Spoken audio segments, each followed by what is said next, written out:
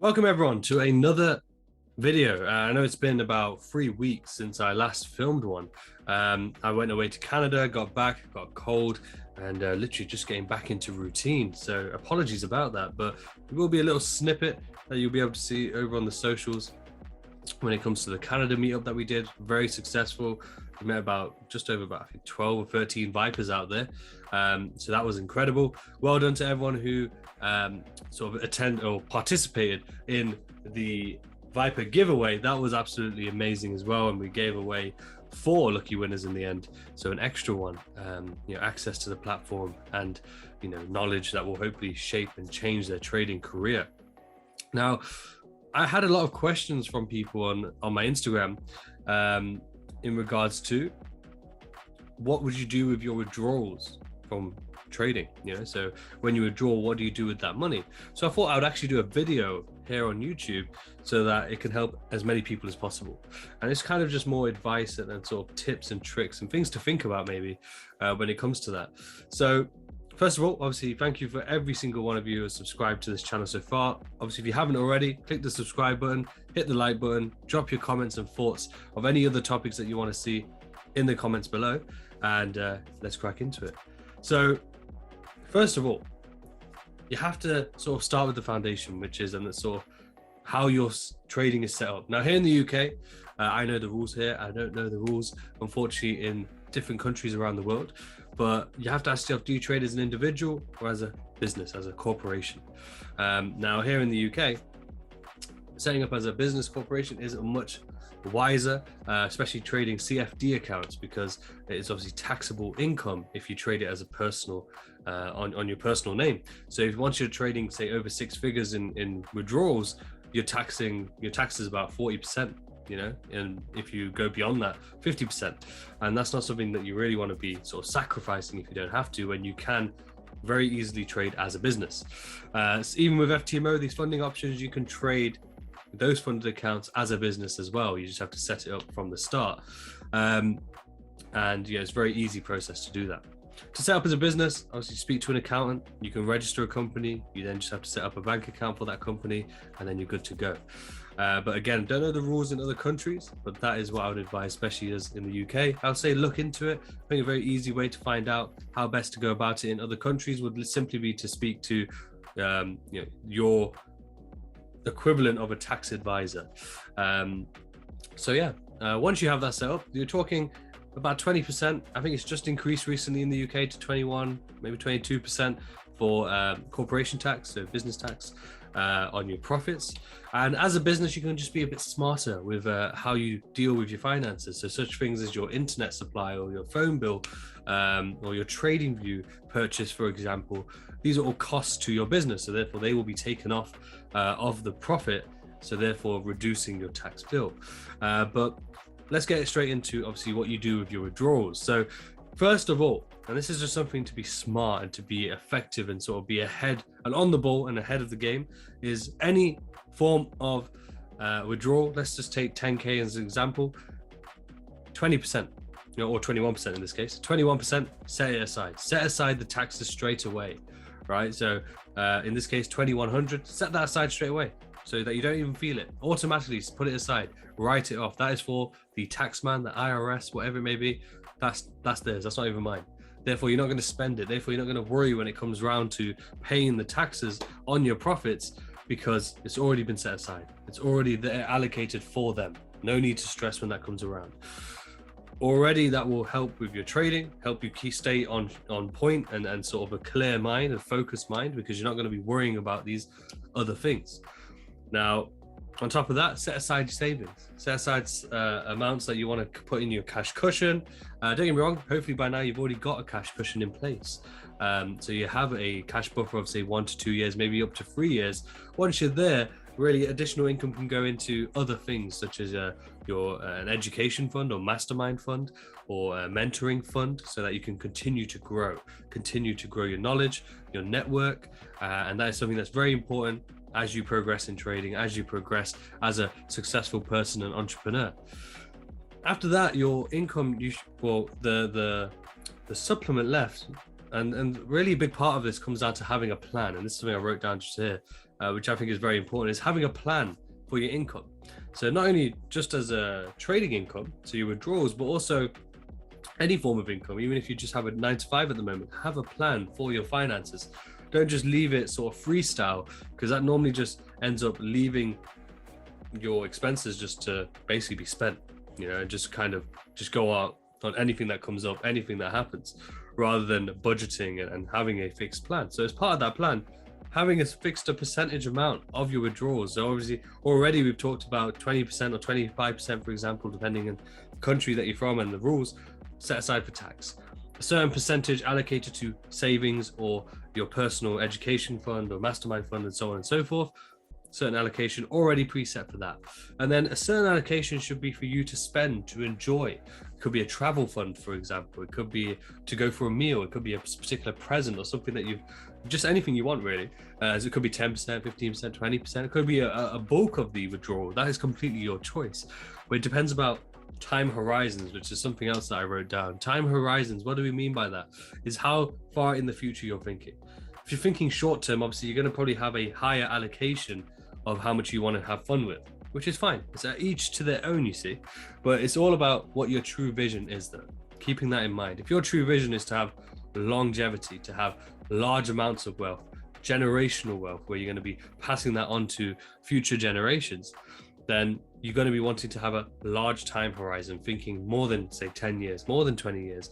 You want to be thinking, especially if you're looking to have that generational wealth pass on to future generations, you need to be thinking many years into the future, almost a century or maybe even 2, so that that wealth can last that long as well.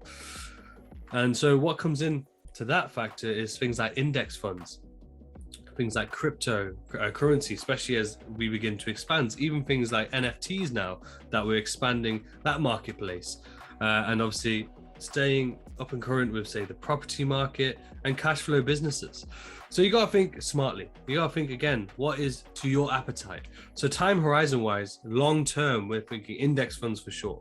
Time and tested, an average return of roughly about 10% a year, investing into index funds. And you can set this up yourself, an account automated per month to invest in, to go for that long-term vision.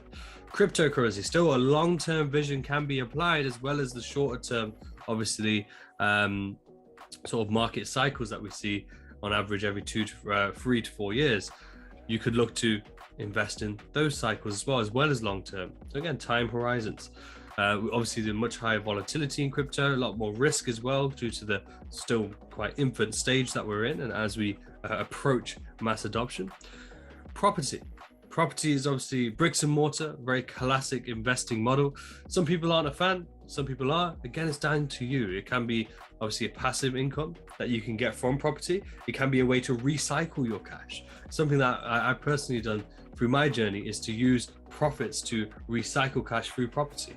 Have the longer term vision for certain properties that can give a good yield, talking 20-25% per year, which is a fantastic yield in property, and keep those long term, as well as then gaining the capital gains, the gain on the actual value of the property as well over the years and during those market cycles.